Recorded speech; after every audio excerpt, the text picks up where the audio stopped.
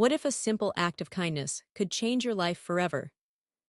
In today's story, we uncover the incredible journey of a young woman whose compassion for a disabled man unveils a hidden billionaire and transforms her destiny.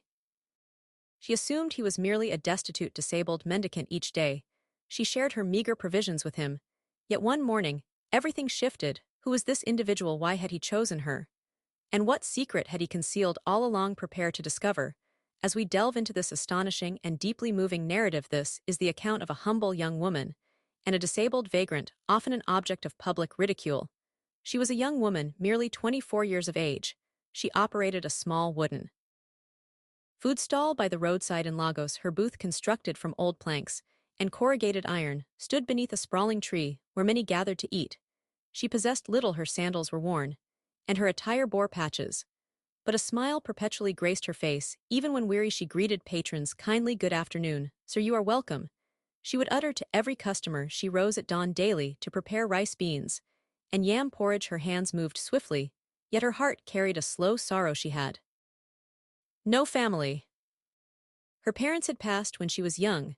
She resided in a cramped room not far from her shop, devoid of electricity or running water. Just her and her aspirations. One afternoon, as she wiped her bench, her friend Mama Titi passed by. "My dear," Mama Titi remarked, "why do you always smile when you struggle just like the rest of us?" She smiled once more and replied, "Because weeping will not fill my cooking pot." Mama Titi chuckled and walked away, but her words lingered in the young woman's heart. It was true. She owned nothing, yet she still offered food to people. Even when they could not pay, she was unaware her existence was on the verge of transformation. Every afternoon, an unusual occurrence transpired at her humble establishment. A disabled mendicant would materialize from the street corner. He always approached slowly, propelling his antiquated wheelchair with his hands. The wheels produced a grating sound on the cobblestones. Creak, creak, creak. Passers-by would laugh or pinch their noses. "Look at this filthy man again," a boy once declared. The man's legs were bound in bandages. His shorts were torn at the knees. His face was dark with grime. His eyes appeared weary. Some claimed he emitted an odor. Others declared him insane. Yet she never averted her gaze. She addressed him as Papa J. That afternoon, as the sun blazed fiercely overhead, Papa J. propelled his wheelchair and halted beside her shop. She observed him and gently uttered, "You are here again, Papa J. You did not eat yesterday." Papa J. looked down. His voice was low. "I was too frail to come," he stated. "I have not consumed anything in 2 days." She glanced at her counter. Only one plate of beans and yam remained, the meal she had intended for herself. She hesitated for a second, then, without a word, she picked up the plate and placed it before him. "Here, eat," she instructed. Papa J. looked at the food, then at her. "You are giving me your last plate again," she affirmed with a nod. "I can prepare more when I return home." His hands trembled as he grasped the spoon. His eyes appeared moist, but he did not weep. He simply bowed his head and began to eat slowly. People walking by stared at them. "My dear, why do you consistently provide sustenance for that mendicant?" a woman inquired. She offered a smile and responded, "If I were the one seated there in a wheelchair, would I not also wish for someone to assist me?" Papa J. arrived daily, yet he never verbally solicited. He did not call out to individuals. He did not extend his hands. He did not ask for provisions or currency. He would invariably sit quietly in his wheelchair beside her wooden shop. His head was always bowed. His hands rested upon his legs. His wheelchair seemed on the verge of collapse at any moment. One of its wheels even tilted sideways, while others disregarded him. She consistently brought him a serving of warm fare. Sometimes it was rice, sometimes it was beans and yam. She presented it with a wide smile. It was a sweltering afternoon. She had just concluded serving a dish of jollof rice to 2 schoolboys when she looked up and saw Papa J. again, sitting quietly in his customary spot. His legs were still wrapped in old bandages. His shirt now bore more holes, but he simply sat there, as always, saying nothing. She smiled and ladled hot jollof rice into a plate. She added 2 small pieces of meat and walked over to him. "Papa J," she said gently, "your food is ready." Papa J. looked up slowly. His eyes were tired, but when he saw her they softened. "You always remember me," he said. She knelt and carefully positioned the food gently on the stool beside him. "Even if the entire world forgets you," she declared, "I won't." Just then a large black vehicle approached and stopped directly in front of her shop. The door opened slowly, and a man emerged. He wore a pristine white shirt and dark trousers. His shoes appeared gleaming as if recently polished. He was tall and robust with profound eyes. She quickly rose and dried her hands on her apron. "Good afternoon, sir." She said. "Good afternoon," the man replied. But his gaze was not on her, he was looking at Papa. Jay. The man did not blink, he simply stared at him for a prolonged period. Papa, Jay continued eating. But she noticed something peculiar. He had ceased chewing. The man took a step closer and tilted his head, as if attempting to recall something. He turned to her and said, "Please give me 1 plate of jollof rice, add meat." She swiftly prepared the meal and handed it to him. But as he took the food, he looked back at Papa Jay one more time. This time his eyes seemed uncertain. He opened the car door, entered without a word, and drove off. The following morning she awoke at an early hour. She swept in front of her food shop and cleaned her wooden counter as always. As the sun rose, she kept looking down the road. "Any moment now," she whispered, "Papa Jay will roll in." But hours passed, no wheelchair, no Papa Jay. By noon her heart began to quicken. She walked to the side of the shop and looked down both ends of the street. "Where is he?" she wondered. She inquired of Mama Tati, the woman selling vegetables nearby. "Auntie, did you see Papa Jay today?" Mama Tati laughed and waved her hand. "That old man, maybe he crawled to another street." "He doesn't have legs." She did not laugh. She asked two boys selling sachet water, "Have you seen the old man in a wheelchair?" They shook their heads. She even asked the bike rider who parked nearby, "Sir, did you see Papa Jay this morning?" The man spat on the ground and said, "Maybe he's tired of sitting in one place, or maybe he's gone." A heaviness settled in her chest. She sat beside her pot of rice and stared at the empty spot where Papa Jay always sat. Her eyes did not leave that space all day. 2 more days passed, still no sign of Papa Jay. She found herself unable to smile as she once had. She served customers, but her face appeared sad. She could not eat much. Even the aroma of her sweet jollof rice made her feel ill. Her thoughts kept running to Papa Jay. Did something terrible happen to him? She quietly wondered at night. She sat alone in her small room behind the shop.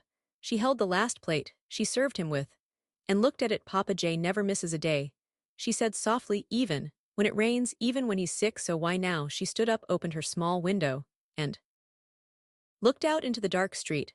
A cold breeze entered the room, and her eyes filled with moisture. She wasn't just worried. She was scared. Something felt wrong, very wrong, and deep inside her, she knew Papa Jay was not just missing. Something had happened, something significant, and perhaps perilous. It was the 4th day she sat quietly within her small shop. She was slicing onions and arranging her counter, as she did every morning. Smoke rose from the fire as she boiled water for the rice. Just then a black car stopped in front of her shop. A tall man descended. He wore a bright red cap, his shoes were shiny, and his clothes appeared expensive. She had never encountered him previously. He did not smile, he did not greet her. He simply walked up to her counter and handed her a brown envelope. She regarded it with bewilderment. What is this?" she asked, holding the envelope with both hands. The man did not answer, he merely stated, "Read it. And do not tell anyone." Then he turned and walked back into the car. Before she could utter another syllable, the car drove away. She looked left, she looked right, nobody else was watching. With trembling hands, she opened the envelope. Inside was a single white paper. She opened the paper slowly. There were only a few words on it. "Come to Greenhill Hotel by 4 p.m. Don't tell anyone, from a friend." She remained motionless, her mouth parted slightly. But no words emerged. Her hands began to shake. "Greenhill Hotel," she said softly. "But I've never been to a hotel before." She looked at the paper again, her heart was beating fast. Who sent this? What kind of friend? She looked down the road, the car was gone. She looked at the paper again. She clasped the envelope to her chest. She looked at the sky, it was cloudy. But she knew one thing for certain: she had to go precisely at 3:30 p.m. She stood in front of her small shop. She gazed at the lock in her hand, took a deep breath, and closed the wooden door. She turned the key twice. "God, please accompany me," she whispered. She walked to the road and hailed a tricycle. "Greenhill Hotel," she instructed the driver as they traversed the bustling Lagos street. She clutched the brown envelope tightly in her hand, her heart was pounding. She did not know who had sent the letter, she did not know what would transpire.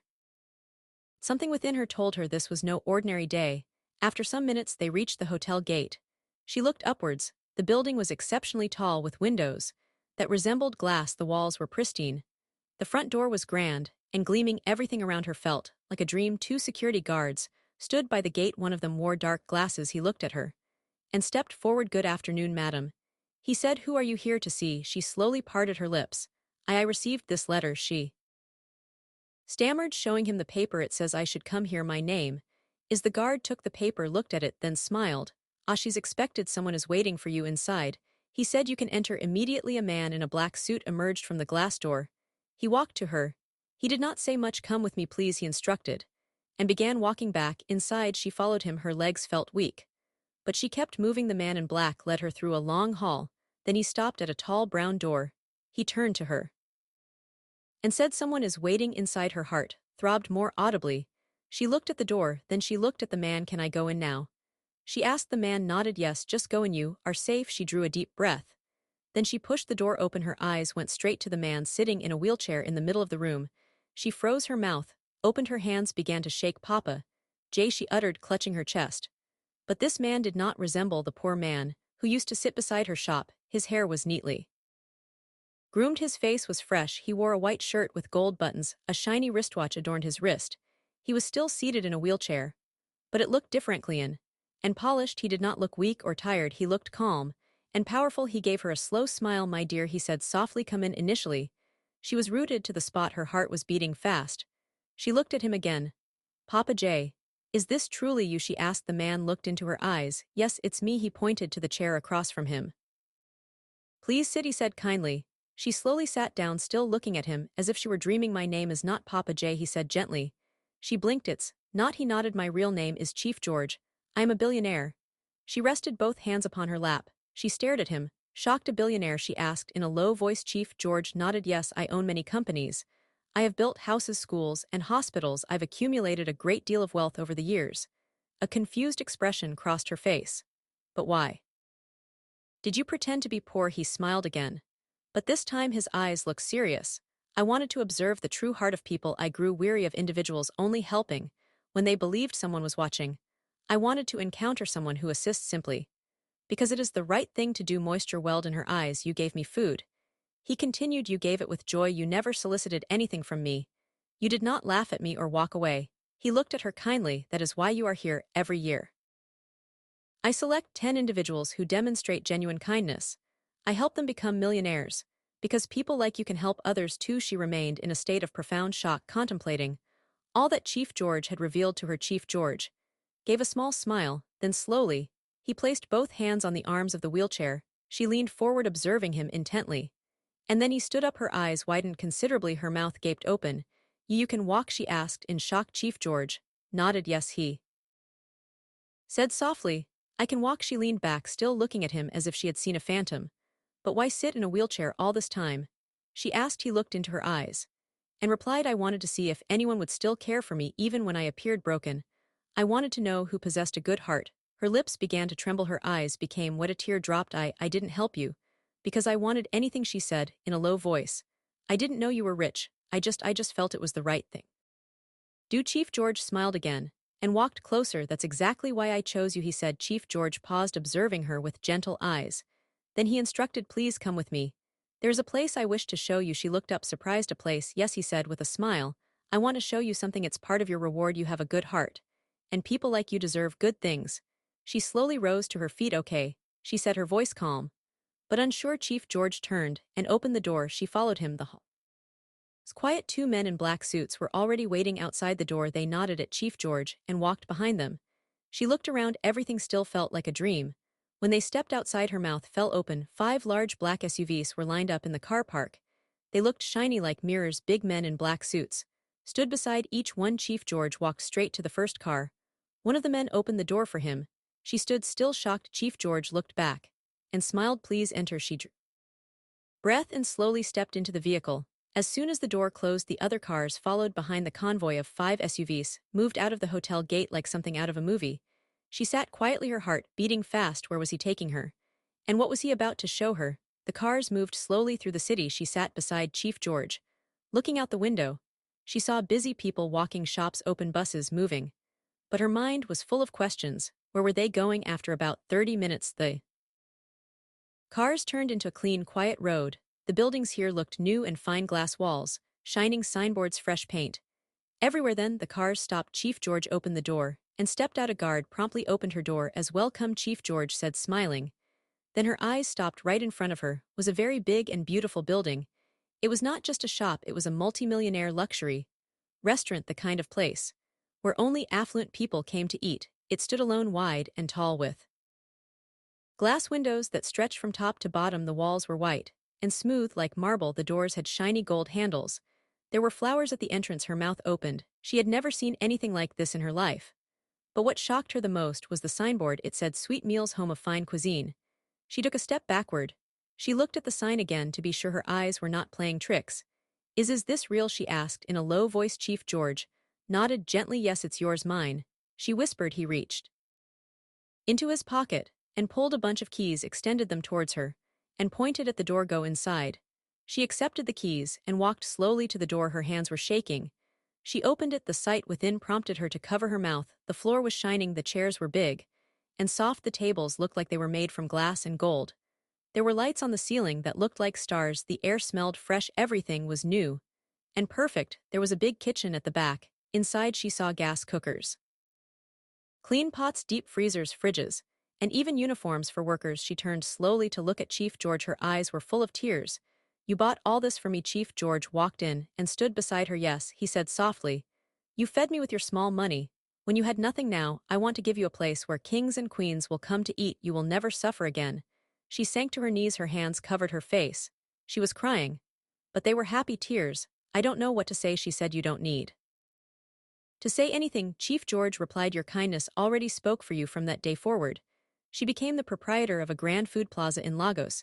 It was not like her small roadside shop anymore. This place was grand. The floors were shiny, the walls had fine lights, the chairs were soft, and clean music played softly in the background. People felt peace once they stepped in. She did not cook anymore. She did not serve food. Professional cooks handled the kitchen. They wore white coats and hats. Waiters wore fine uniforms and smiled as they served food. She just sat in her office upstairs. Her official title adorned the door. Her portrait graced the wall. Everyone respected her. But even with all the money, comfort, and fame, she never forgot where she came from. She never forgot Papa J. And she never forgot how kindness changed her life. One morning, her manager entered her office. "Madam," he announced, "the food truck is ready." She stood up. "Let's go," she said. Outside the restaurant, a big white van was waiting. Side of the van, a name proclaimed Food Love, dedicated to nourishing the hungry. She had initiated a charitable endeavor. Every week her food trucks went around the city. They gave free food to humble individuals under bridges, near bus stops, around markets. People lined up with smiles. Some had no shoes, some were children, some were old men. She approached each individual, offering them warm sustenance. She said, "Eat well, you are not forgotten." One of her workers whispered, "Madam, why do you do this?" She slowly looked up. She touched her chest. Softly, "Kindness brought me here, so I must send kindness out again." The worker nodded quietly. And as they observed the recipients eat and smile, the sun gently illuminated her face. She gazed skyward and whispered, "Thank you, Chief George, thank you for truly seeing me." Then she returned to the vehicle, and departed to nourish the next street. Her life had transformed forever, but her heart stayed the same. This story imparts one powerful lesson. Benevolence is never squandered. You may possess little, but when you give from a pure heart, your recompense will find you when you least anticipate it.